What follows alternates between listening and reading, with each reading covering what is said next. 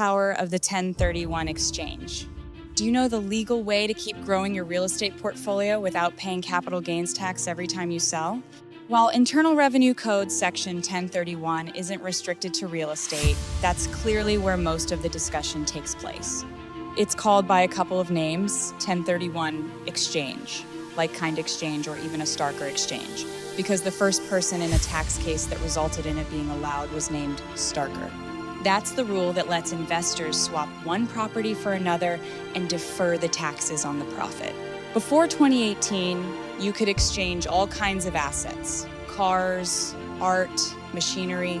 But now, due to the Tax Cuts and Jobs Act, Section 1031, it applies only to exchanges of real property and not to exchanges of personal or intangible property.